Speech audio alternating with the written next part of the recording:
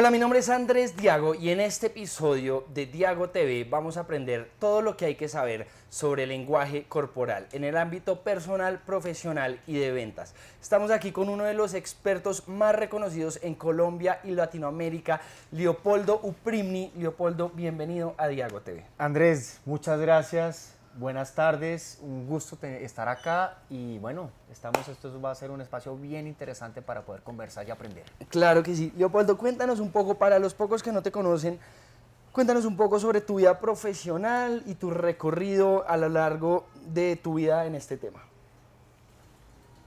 Voy a hacer mi cuento muy corto, pero necesito hacerlo de manera amplia. Yo soy administrador de empresas. Y siempre la pregunta es, ¿por qué un administrador de empresas termina hablando de lenguaje corporal? Y básicamente la respuesta está en una necesidad y la vida me llevó allá. Fui comisionista de bolsa y al ser comisionista de bolsa me enfrentaba a unos clientes supremamente sofisticados en donde me tocó aprender a vender. Y aprender a vender de la manera tradicional, entendiendo y aprendiendo técnicas consultivas de venta y me aprendí muchísimas técnicas consultivas. Y lo que me sucedía en la comisionista es que, aunque mis procesos eran muy estrictos y muy rígidos, no vendía tanto como otras personas en donde yo tiendo a hacer las cosas muy bien y buscar el perfeccionismo. Y lo que me sucedía es que había personas que no aplicaban tanto las técnicas consultivas y vendían mucho más. Para hacerte el cuento corto, descubrí que el cuerpo habla y que existe lenguaje corporal. En especial descubrí que existen algo que se llaman las microexpresiones faciales. Eso me enganchó, empecé a investigar, a aprender y descubrí que era lo que podría estar necesitando para vender mucho más. Eso fue hace unos 8 o 9 años en donde comencé este proceso y descubrí que simplemente hay que ejercitar unos músculos porque todos nacemos comunicándonos de manera no verbal.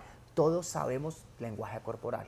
Nos comunicamos con nuestro cuerpo y lo que nos falta es lograr entender esos mensajes del lenguaje corporal, cuáles son esos mensajes y cómo los podemos interpretar de acuerdo a muchísimas variables que se pueden presentar en ese análisis. Bueno, entonces la entrevista la tenemos estructurada en términos personales, profesionales y de neuroventas. Okay. ¿No? Comenzando en el ámbito personal, ¿cuáles son algunas de las cosas que la persona común puede tener en cuenta para ser un poco más consciente de las emociones y de los pensamientos que las personas a su alrededor están sintiendo y cómo reaccionar a eso?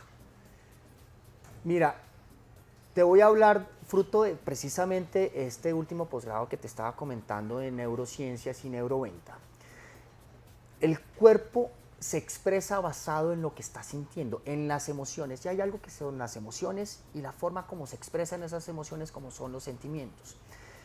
Hay 7 emociones universales, 5 principales y 2 diferentes, ya te las voy a explicar.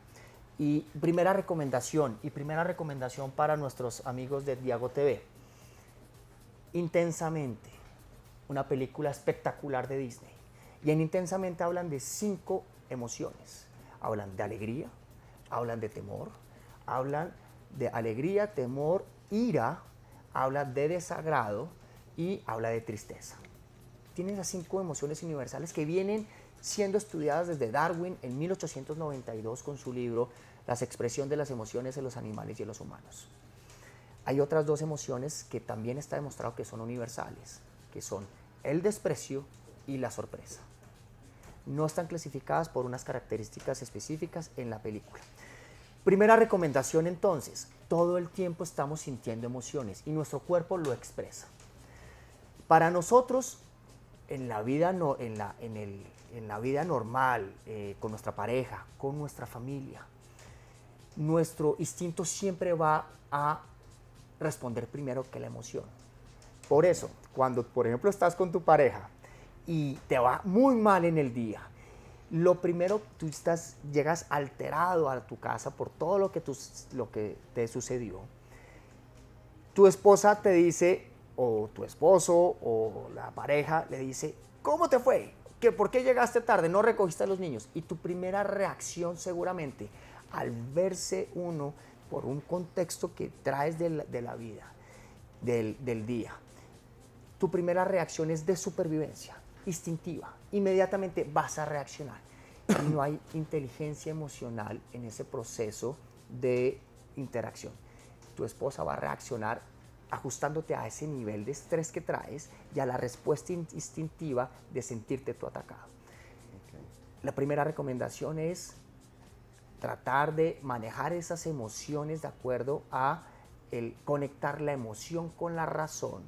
La respiración es muy importante y tomarse unos segundos para no reaccionar instintivamente ante una amenaza y conectar la emoción para que esa emoción no nos vaya a vayamos a tener malos resultados. Hablando de eso, digamos, hay algunas técnicas que uno puede aplicar concretas de lenguaje corporal para mostrarse de pronto un poco menos agresivo o un poco menos emocional. Sí, te voy a contar te voy a contar dos técnicas que a mí me funcionan muchísimo. Primero, el cerebro te voy a mostrar con esta imagen. Si ustedes ven, el cerebro tiene la parte reptil, vamos a trabajar lo que viene estudiado por el señor Paul MacLean, con la teoría del cerebro triuno. Este es nuestro cerebro.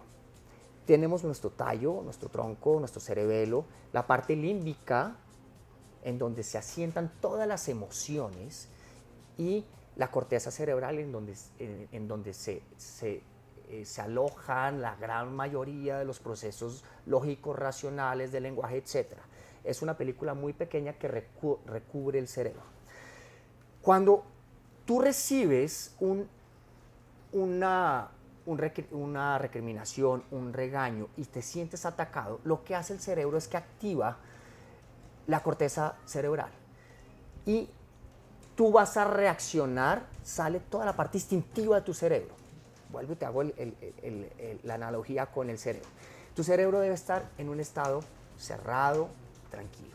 Cuando tú sientes un ataque, tu cerebro se abre y sale la parte instintiva. Y tú vas a reaccionar de manera instintiva. Al tú respirar, y la respiración, nosotros enseñamos a respirar para no reaccionar instintivamente y para poder calmar esas emociones. Al respirar y tomarte 3 segundos y no reaccionar instintivamente, lo que haces es que el cerebro se cierra y conectas la emoción con la razón y no deja que el instinto, que es la parte más primitiva del cerebro, nos haga tomar una mala decisión. Esa es la primera recomendación para conectar bien. Entonces, esa es la primera recomendación de cómo nosotros podemos reaccionar. Y segundo, ¿qué emoción estamos sintiendo en función de lo que está sucediendo? Basado en eso, conectamos la emoción con la razón y podemos contestar de manera asertiva, sin agredir a la persona y tener un proceso de confrontación. Bueno, y digamos pasando al tema de la seguridad, que es un tema muy recurrente en nuestros oyentes. Okay. Lenguaje corporal para verse más seguro. Nosotros estamos, como te estaba comentando, recibiendo estímulos constantes del entorno y todos esos estímulos que estamos recibiendo se van filtrando a través de lo que tienes en tus experiencias, recuerdos, memorias y lo que has vivido en tu vida. Cuando tú logras entender esos procesos, entonces tu cuerpo, tu cerebro está recibiendo esa información de manera constante. Cuando tú adoptas de manera consciente posiciones específicas, y ahí hay Amy Cuddy, hay un TikTok de Amy Cuddy que dice de las posiciones de poder, sí, que yo creo ciegamente en que si tú adoptas conscientemente posturas de poder, tú vas a enviar mensajes positivos a tu cerebro. Lo que es un poco que no es tan exacto, creería que no es tan exacto, es que ella dice que en 120 segundos, adoptando tus posturas de poder, tú vas a tener cambios hormonales en tu cerebro, elevación de testosterona, reducción de cortisol. Sí. Yo lo he experimentado y lo experimentamos con las personas que ayudamos en sus procesos de lenguaje corporal. Cuando tú adoptas posiciones positivas y posiciones empoderantes, ella las llama posiciones de poder, cuando tú las adoptas, tú estás mandando mensajes positivos a tu cerebro. que a su vez se vuelve un círculo virtuoso que va a reforzar tu seguridad y va a hacerte sentir mucho mejor a la hora de expresarte o en una presentación o en una venta o incluso en una reunión de negocios. Entonces, tienes que tener en cuenta que lo que has vivido tú influye en tu pasado. Tu postura es el reflejo de tu pasado y de tu presente. Y que como tú lo cambies conscientemente, va a reflejar lo que es tu presente y lo que va a poder ser en tu futuro. Ok.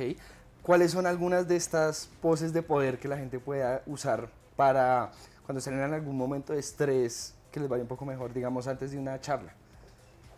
La que yo utilizo muchísimo son posiciones expansivas. Tú en estos momentos tienes una posición expansiva.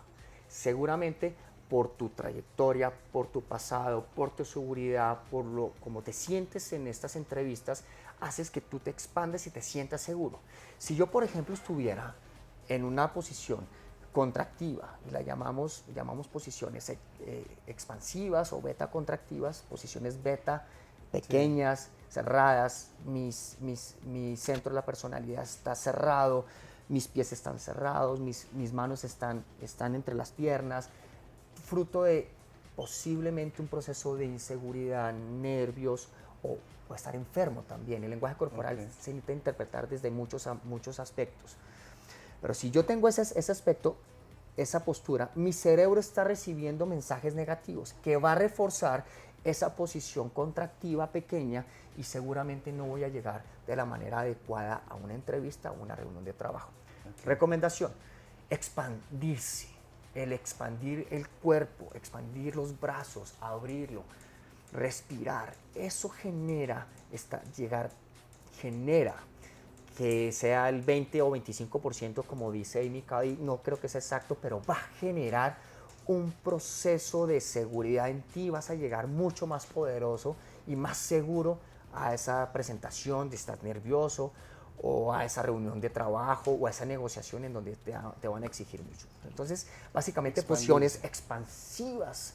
Y ella habla de posiciones de las manos a la cintura, posiciones de liderazgo sobre la mesa, habla de la posición expansiva y básicamente está reflejado porque el reino animal, nosotros somos mamíferos, busca esas posiciones expansivas para buscar poder o hacernos más grande o porque sentimos una amenaza o porque estamos protegiendo a nuestra gente. Ok, casi que cuando uno se siente inseguro, es como si buscara ocupar menos espacio en el mundo, como por ese miedo a crear una amenaza. O sea, que si uno se ve seguro, lo van a retar o algún proceso así. Mira, se estima que entre el 85 y el 95% de los estímulos se generan a un nivel no consciente.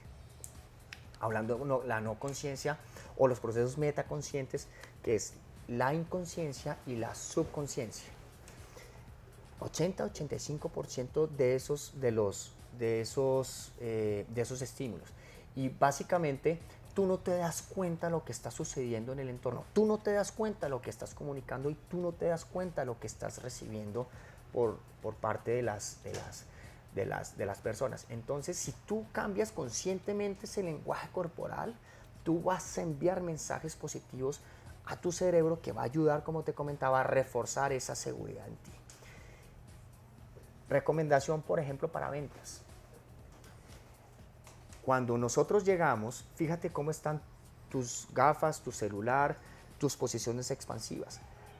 Para lograr equilibrar poderes, porque nosotros normalmente llegamos a la zona de confort, a su territorio, a donde el cliente, buscamos expandir un poco de manera adecuada y no tan agresiva las cosas. Pongamos el celular un poquito hacia arriba, tratar de buscar expansión, que eso va a equilibrar esos poderes en una venta.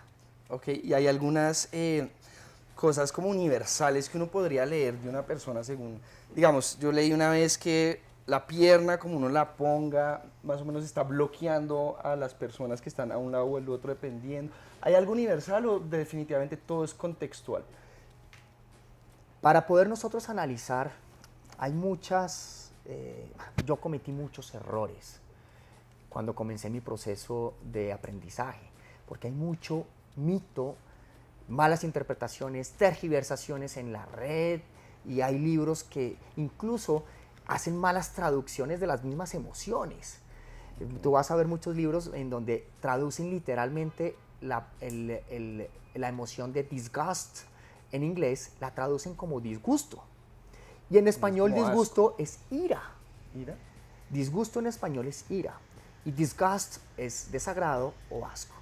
Entonces hay malas interpretaciones, malas traducciones y mucho mito en la red. Y yo cometí esos errores cuando comencé y los acepto y trato de enseñarle a la gente de ser muy crítico y buscar soporte sobre lo que estamos, estudios básicamente. Basado en eso, entonces, el lenguaje corporal no es universal. Y el lenguaje corporal es solamente una disciplina del gran universo de lo que se estudia en la comunicación no verbal. El lenguaje corporal no es universal. Hay ciertas posturas o gestos que pueden ser universales, pero existe el contexto cultural. ¿Qué estudiamos nosotros en lenguaje corporal? Analizamos los 5 principios del lenguaje corporal y otro método que se denomina el método Zapave. En nuestros talleres eso es lo que estudiamos. Y básicamente en estos principios y en este método estudiamos cómo interpretar de manera adecuada el lenguaje corporal. Por ejemplo, yo necesito establecer qué es normal para ti. Tus posturas, tu expansión, tus gestos, tus movimientos, todo eso hay que calibrar y hay que establecer qué es normal, cómo te comunicas y qué es normal para ti. Basado en esa primera conversación, en esa línea base de comportamiento, ¿yo qué tengo que analizar? Tengo que analizar, por ejemplo, el contexto en donde estoy, o la situación, o el ambiente. Estamos en un lugar muy agradable, un lugar en donde hay calor, en donde hay ruido, en donde todo eso puede generar que yo tenga recuerdos específicos de algo que no lo sé porque es a nivel subconsciente y que podría generar algún estímulo no adecuado, algún mensaje no verbal. Entonces tengo que analizar primero qué es normal para ti. Segundo, el contexto en donde estoy, el contexto y ambiente y situación. Tengo que analizar también qué es cómodo para ti. Esa postura de comodidad. Porque viene la parte más importante del lenguaje corporal. ¿Qué cambios se presentan? ¿Qué cambios se presentan en tu comportamiento? En esa línea base, basado en el ambiente, la situación, contexto y lo que es normal. Y por último, tengo que encontrar la mayor cantidad de señales corporales que me ayuden a confirmar lo que estoy sintiendo, lo que estoy percibiendo. Si tú te das cuenta, todos son con C. Esos 5 principios los denominamos también las 5 Cs del lenguaje corporal. Calibración, contexto, comodidad, cambios y combinaciones que me ayudan a confirmar. Y aún así, yo no sé si, por ejemplo, hay señales que pueden estar vinculadas directamente con engaño. Aún así, si yo tengo 3, 4 señales, todavía no sé si tú me estás mintiendo. Okay. Hablando de detección de engaño. Porque la detección de engaño necesita uno entrar en un proceso mucho más profundo, porque no sé a qué se atribuye la emoción que está expresando tu cuerpo. Cuando vemos señales, tenemos que empezar a indagar, a preguntar. Lo estudiamos con Cliff Lansing en Manchester, cuando estudiamos la detección de engaño desde la óptica de la autenticidad. Él se mencionaba que aún así hay que explorar y hay que indagar más en el proceso de detección de engaño, porque así veamos señales, no sabemos si nos están engañando todavía.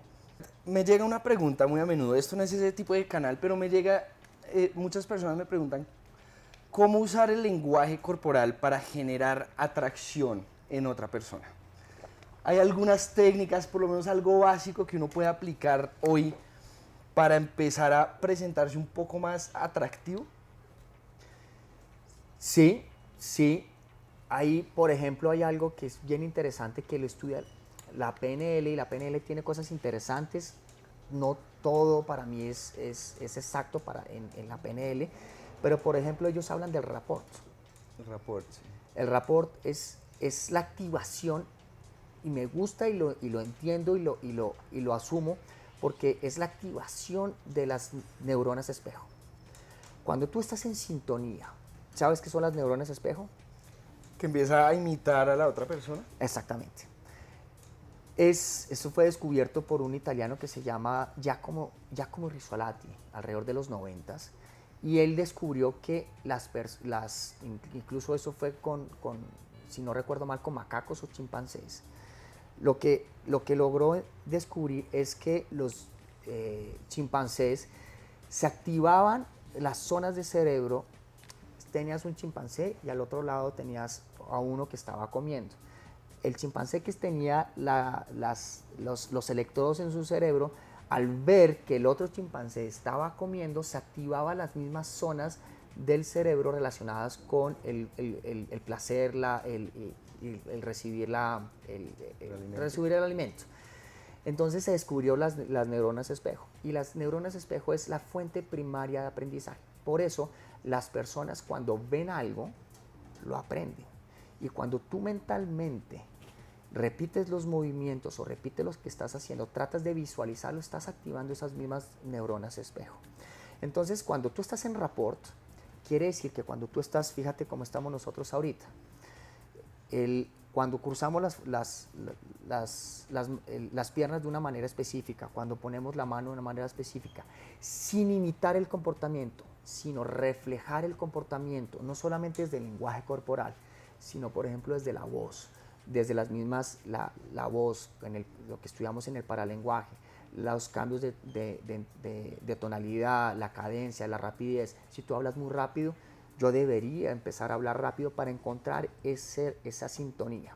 Cuando yo estoy en sintonía con las personas, nuestros canales comunicativos se acercan y seguramente vamos a tener un mejor resultado en la interacción humana. Ok, entonces uno podría deliberadamente comenzar a imitar a la persona para generar ese rapport como inducido. Así es. De hecho, en el rapport hay dos etapas. Uno que se llama el pacing y la otra etapa que se llama el leading. Cuando tú estás entrenado y quieres lograr sintonía y conexión a nivel no consciente, recuerda de ese 85 al 95%, una de las técnicas es tratar de igualar el comportamiento, de reflejar el comportamiento. Cuando tú te das cuenta que estás en el transcurso de la reunión, estás igualado, lo que recomendamos es tratar de hacer alguna señal, algún movimiento específico, como por ejemplo tomar agua. Ahorita lo hicimos al mismo tiempo. Tú tomas agua y porque estábamos conectados, seguramente yo tomaba agua al mismo tiempo. Pero tú puedes hacer lo mismo y puedes tomar agua o puedes moverte de una manera específica, y lo que necesitas ver es si estás ya liderando a nivel subconsciente ese rapport.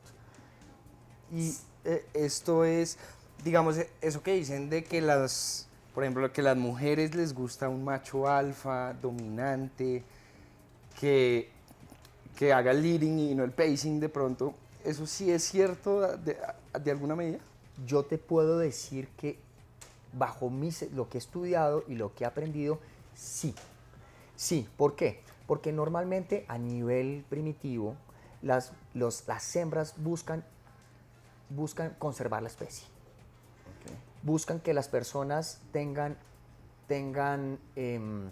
que básicamente que sus hijos sean genéticamente buenos y sean posiblemente alfas. Entonces por eso las mujeres buscan personas exitosas, corporalmente también buscan, no solamente, aquí viene más físico, buscan personas que puedan protegerlas, que puedan cuidarlas desde el punto de vista no consciente y desde la óptica de primatología, según lo que he estudiado y he leído. Entonces sí buscan que sus crías, que sus hijos sean genéticamente más viables.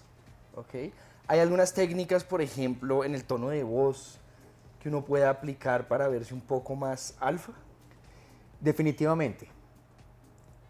Estudio de la Universidad de Duke, que estudió son 792 voces de CEOs. y lo que encontraron es que las voces de esos líderes de las compañías tenían unas tonalidades graves.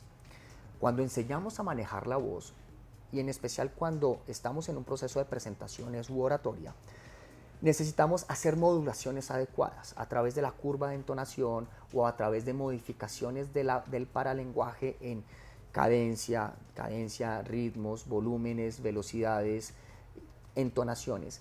Y basado en eso, el discurso no es plano y aburrido, sino se vuelve mucho más emotivo porque a través de la voz es como comunicamos emociones. Para lograr entonces transmitir emociones cuando estoy hablando al público o estoy en una reunión con un cliente, debe haber cambios en el paralenguaje, es decir, la cadencia, volúmenes, ritmos, entonaciones. Normalmente las voces graves, conservando el timbre o el color natural de tu voz, la entonación tiene que buscar en ciertos momentos tonos graves. Y eso se puede trabajar a través de la educación de la voz, a través de la ubicación de dónde se genera la vibración, de una correcta respiración, de una proyección adecuada. Y a través de esas técnicas tú puedes proyectarte y puedes buscar tonos graves cuando necesitas buscar procesos emotivos, de sensibilización o persuasión, o cuando estás buscando estimular alguna acción. Tus tonos deberían cambiar hacia tonos más agudos. Fíjate por ejemplo, los speakers motivacionales. Sus tonos de voces no son graves, no son bajos. Sus tonos de voces son emotivos y generan acción y hacen que un estadio se levante porque sus tonos son agudos y elevados, no son graves. A diferencia de un político que en algunas circunstancias o un locutor, para ser creíble, buscan y son entrenados para buscar tonos graves en algunos momentos de su locución. Ok, listo. Entonces, ahora pasemos al ámbito profesional. Empecemos con algo muy específico que también tiene mucha acogida con la audiencia y es la entrevista, ¿no? Primero desde la perspectiva del entrevistador, cómo detectar una persona si lo está tratando de engañar, detección de mentiras, básicamente, y después, bajo la perspectiva del entrevistado, qué técnicas puede usar para convencer un poco más y verse como un buen candidato para el trabajo. Bien, vamos en orden entonces. Primero, el entrevistador. Antes de hacerlo pasar, tiene que analizar. Y tiene que analizarlo en un contexto en donde no hay tensión, en donde está esperando y que tiene que ver precisamente esas posturas expansivas. Si hay seguridad, desde ahí ya empezamos nosotros a percibir qué tipo de candidato es. O sea, es importante verlo en su estado natural y después ya en la entrevista. Claro, porque cambia. Claro. Siempre cuando tú estás en un proceso de entrevista empieza la tensión y el contexto y la calibración te va a cambiar. Y aún así, en el momento cuando inicies la conversación, tienes que hacer una segunda calibración, porque va a haber estrés, va a haber nervios. Así tú no lo sientas, tu cerebro está activo porque tú quieres el trabajo. Claro, y va a haber una fachada que uno trata de mostrar, una imagen que uno trata de mostrar distinta. Desde luego. Lamentablemente, recuerdo el número, creo que es el 69% de los procesos de entrevistas hay engaño. Si no tanto engaño directo, sino, por ejemplo, hay omisiones, hay enmascaramiento, o incluso tú adaptas tu perfil a la posición siendo un poquito no tan ortodoxos en tu pasado, sino tú tratas de ajustarlo para que para que te puedas vender mejor. Claro. Siendo estrictos en lo que es engaño, ahí es una línea muy susceptible de engañar, porque realmente tú pudiste haber tenido una experiencia en ventas, por ejemplo, y tú te puedes mostrar como el experto vendedor. Entonces, volvamos al entrevistador. Analícenlo antes de entrar a la sala. Vean cómo camina. Su forma de caminar es fundamental para tratar de determinar su carácter, su personalidad. Todo es interpretativo, no es exacto. Su apretón de manos. Aquí te estoy hablando de varias disciplinas de la comunicación no verbal, no solamente el lenguaje corporal, hablamos de la voz, aquí te estoy hablando también de los movimientos y lo que estudiamos en el apretón de manos o en la disciplina no verbal de la áptica. Okay. Sí, es importante apretar como fuerte. Lo miramos entonces desde el punto de vista del entrevistado. Hay que apretar, no mucho, y menos si es mujer. No más del 10% de lo que estamos nosotros recibiendo es la recomendación que damos. Si hay que apretar, no con un apretón distante, sino con un ángulo entre 90 y 110 grados, porque si yo te doy la mano de manera distante, lo que estoy generando es un proceso de prudencia, de distancia, de escepticismo. Yo necesito buscar más cercanía.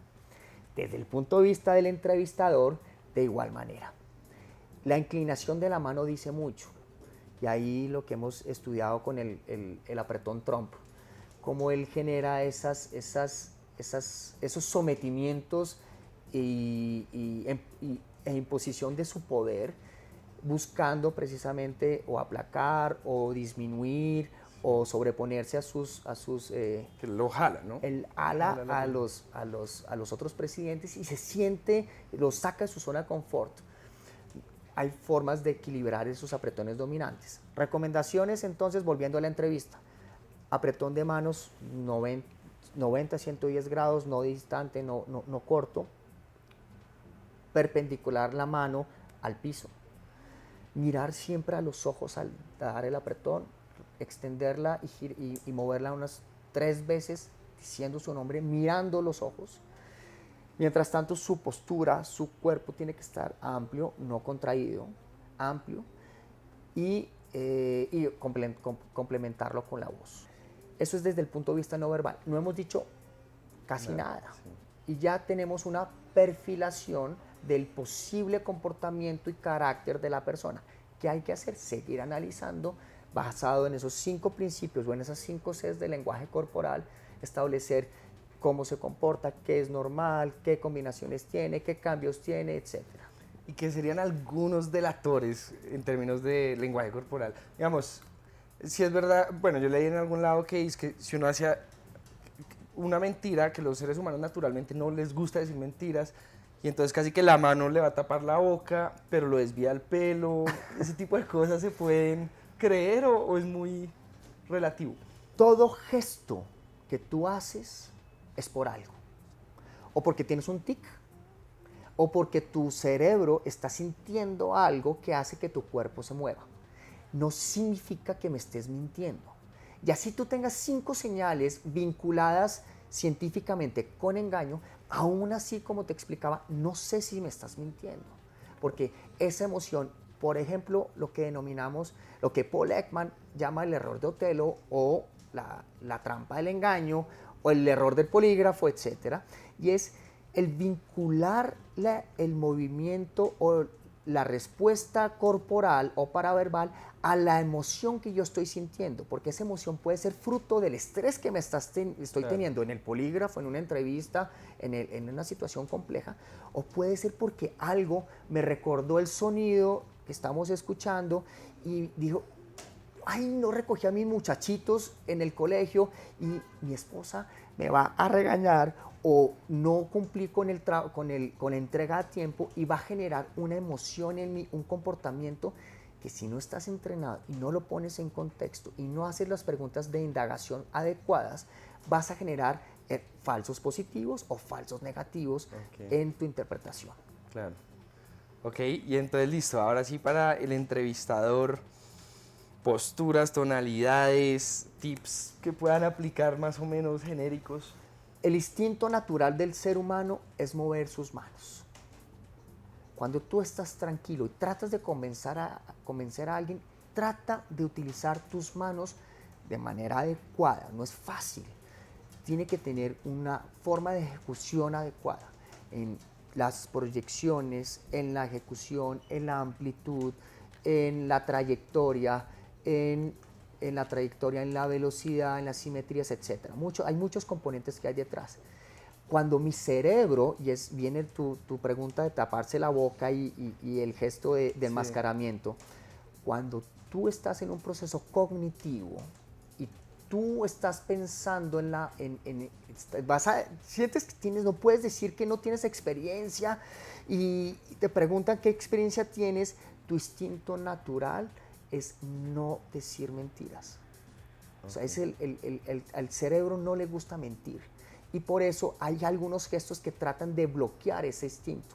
Todavía no sé si me estás mintiendo. Sí. Pero la primera etapa es bloqueo de engañar.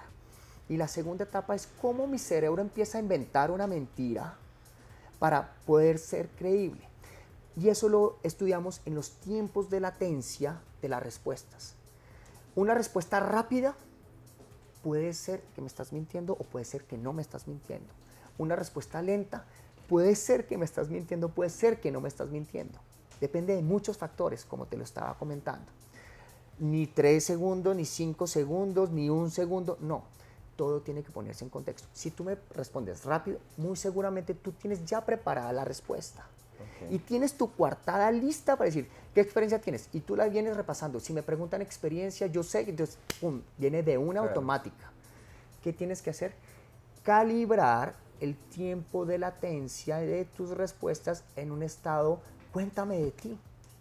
Cuéntame, ¿tú tienes hijos? ¿Tienes familia? ¿En dónde estudiaste? Esas preguntas al comienzo te ayudan a generar la línea base de comportamiento y establecer los tiempos de respuesta, tu comportamiento, qué te mueves, cómo me miras, qué posiciones tienes, qué cambios tienes.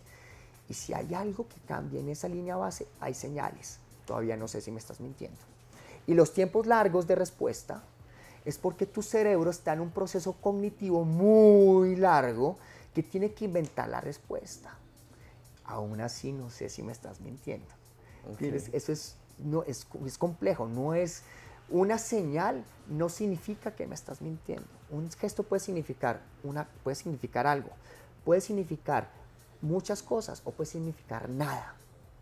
Okay. Así de complejo es el estudio.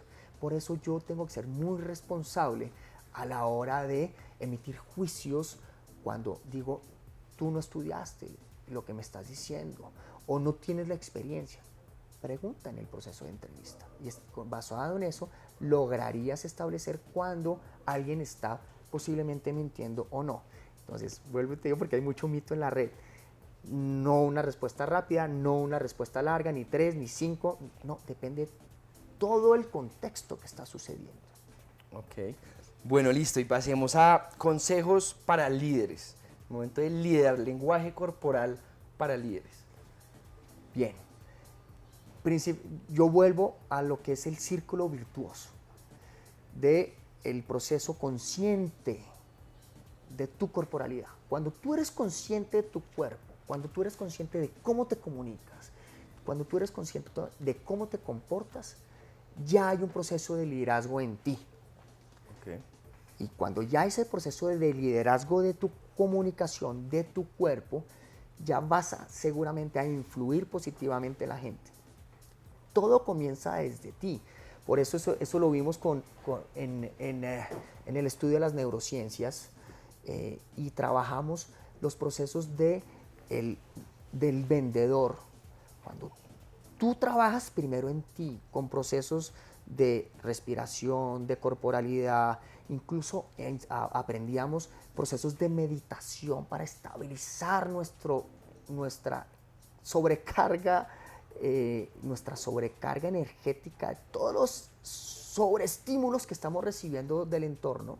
Cuando tú empiezas a trabajar en ti, ya es el primer comienzo. Y después, hablando de liderazgo o hablando de ventas o hablando de inspiración, tú ya puedes inspirar a otros. Pero para eso uno tiene que comenzar por uno, entendiendo quién es uno y sabiendo qué necesita hacer para ser mejor persona y pues por ende mejor líder. Listo, entonces pasemos a este tema que es súper importante, que es neuroventas. No todos los seres humanos estamos constantemente vendiendo, ya sea un producto una idea o vendiéndonos a nosotros mismos de una manera asertiva. Sí. Cuéntanos un poco qué es este tema de neuroventas y después empezamos a mirar técnicas que nuestra audiencia pueda comenzar a aplicar para mejorar en ese aspecto. Aspectos principales de las neuroventas, y aquí combinamos las técnicas consultivas. ¿Cuáles son esos principales errores que cometen los vendedores cuando están frente a un cliente? Primero, pretender que la venta a un cliente es la misma venta para otro cliente. Okay. Todos los clientes son universos totalmente diferentes. ¿Por qué?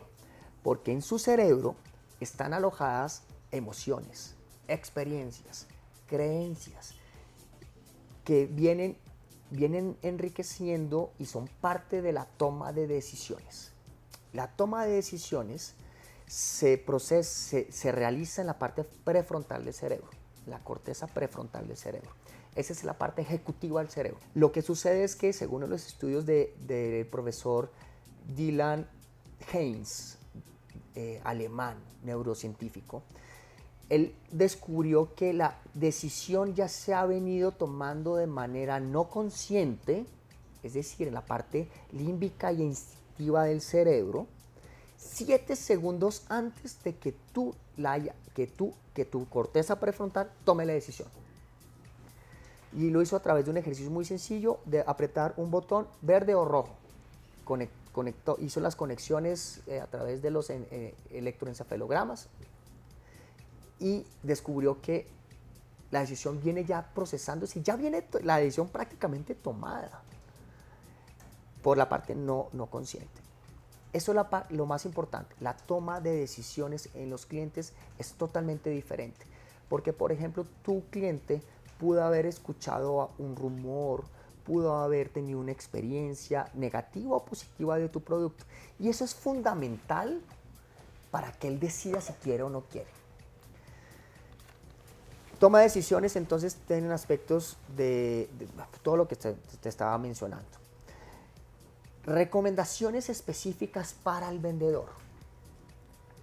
El uso de su cuerpo. Te hablaba del uso de las manos para hablar.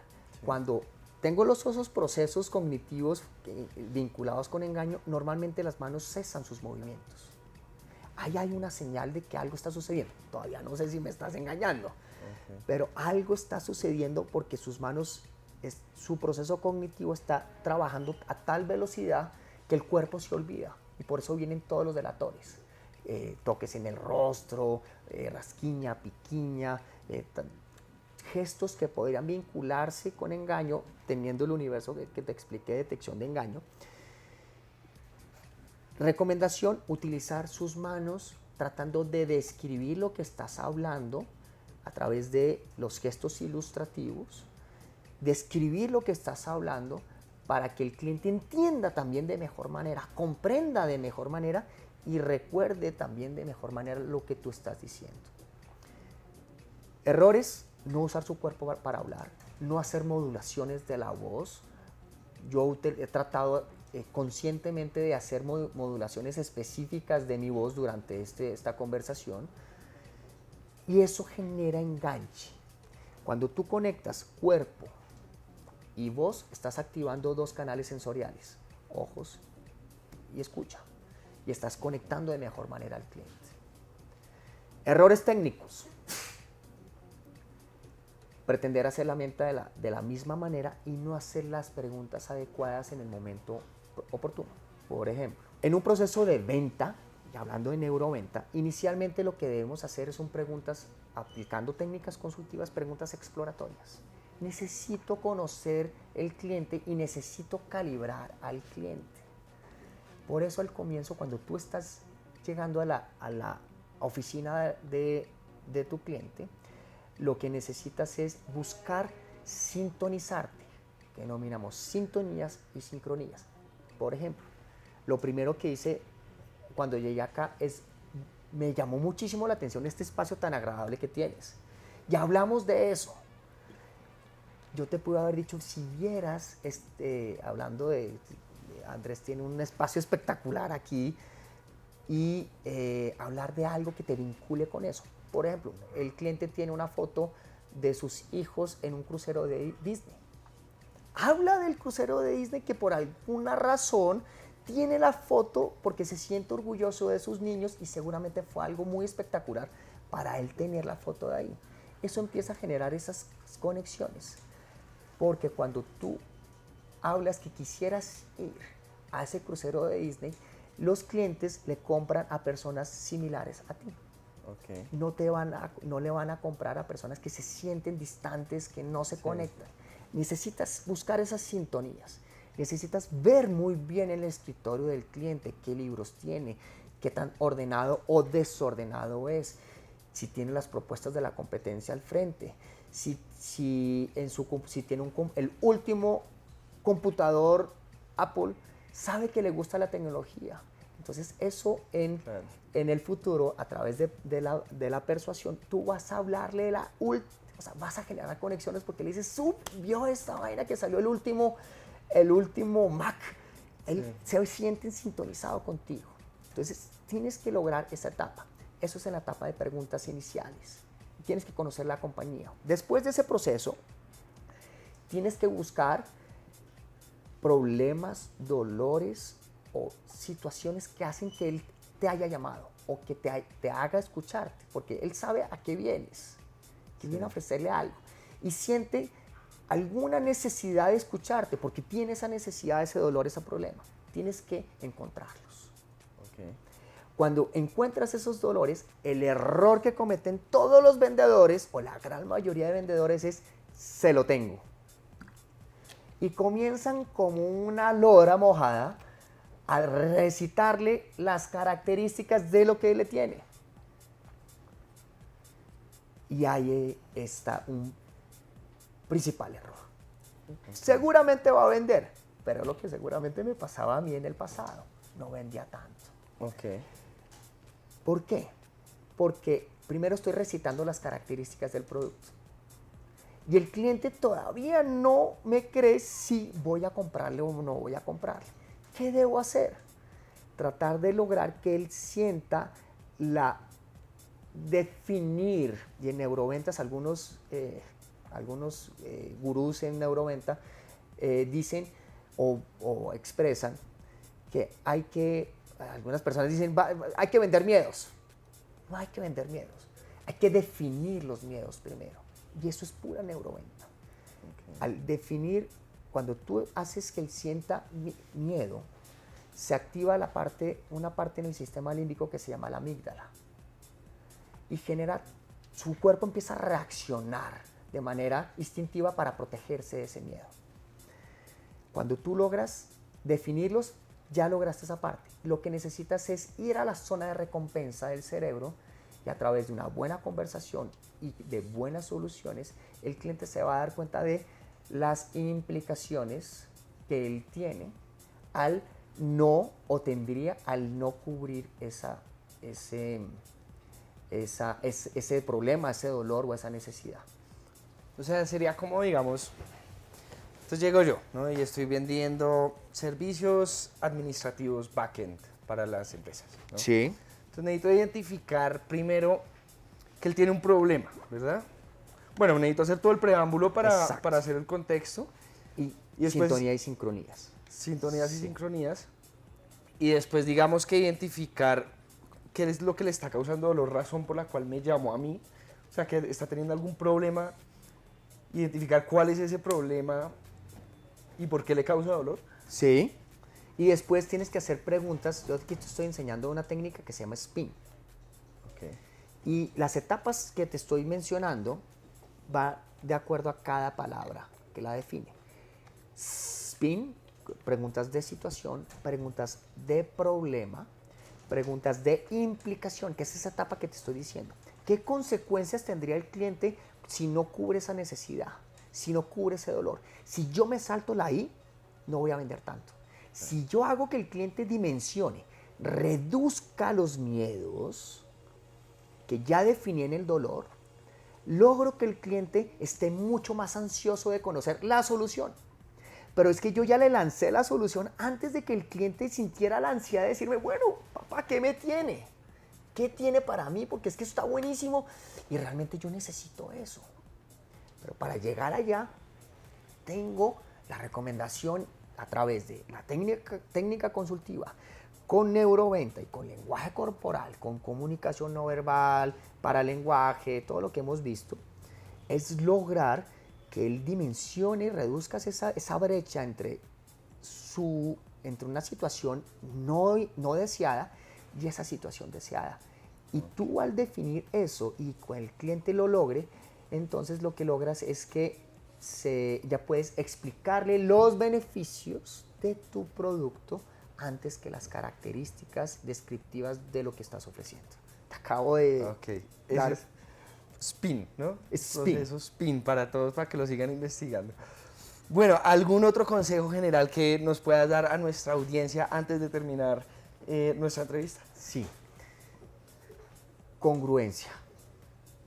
Congruencia y coherencia. Platón decía que la retórica no era ética, porque tú puedes vender algo o puedes convencer a alguien de tener un producto muy malo con simplemente habilidades de persuasión, de comunicación no verbal. Y lamentablemente cuando tú te entrenas con tu cuerpo, las experiencias me las han comunicado en mis talleres, es que hay personas que son entrenadas y pueden ser un fiasco. Busca siempre evidencia, busca estudiar. Yo he buscado estudiar, he buscado referentes, he buscado no cometer los errores que cometí en el pasado. Para evitar eso, necesitas saber y fortalecerte. Y escucha, busca, y si tienes preguntas, ve a las personas que tienen más experiencia, que tienen mayor trayectoria. Yo me soporto muchísimo en Cliff, me soporto mucho en Néstor Braidot, que es con quien estamos realizando la parte de las neurociencias, con Patrick y Kasia Fesowski, los miembros de los fundadores del Center for Body Language, con todas las personas que tienen mayor recorrido. Incluso en Colombia hay grandes profesionales que tienen experiencia en comunicación no verbal.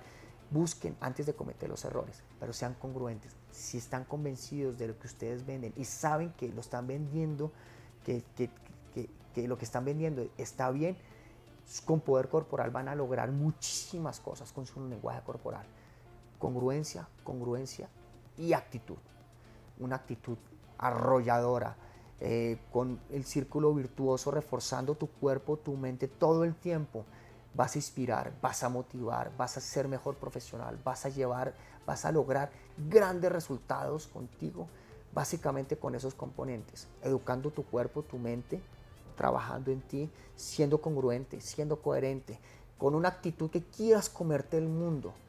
Con esos componentes vas a llegar muy lejos. Leopoldo, para todos los que les interesa este tema, ¿dónde te pueden encontrar? Nos encuentran en redes sociales, en LinkedIn, nos encuentran como Leopoldo Primni. Mi apellido es UPRIMNY, Leopoldo Primni. En Facebook también, en la parte de figura pública, en Twitter, @LUPrimni. Nos encuentran, estamos posteando constantemente, estamos posiblemente, hay grandes sorpresas para 2020, talleres abiertos, en neuroventas, en comunicación no verbal, en oratoria, en neurooratoria. Estamos vinculando toda la parte de neurociencias con herramientas de lenguaje corporal, con herramientas de persuasión en la oratoria. Cómo logramos a través de esos componentes ser mucho más estimulantes a la hora de presentar. Nos encuentra en mi website www.emotioncore.com. Ahí encuentran toda la información que ustedes deseen. Bueno, Leopoldo, pues muchísimas gracias por donarnos tu tiempo para aprender más de estos temas tan interesantes. Para todos ustedes viendo, si les gusta este tipo de temas, por favor taguen a un amigo, suscríbanse, sigan a Leopoldo, encuéntrenlo en todas sus redes y en su página web, y nos vemos en el próximo episodio de Diago TV. Muchas gracias, Andrés. Muchas gracias. Los vemos muy pronto.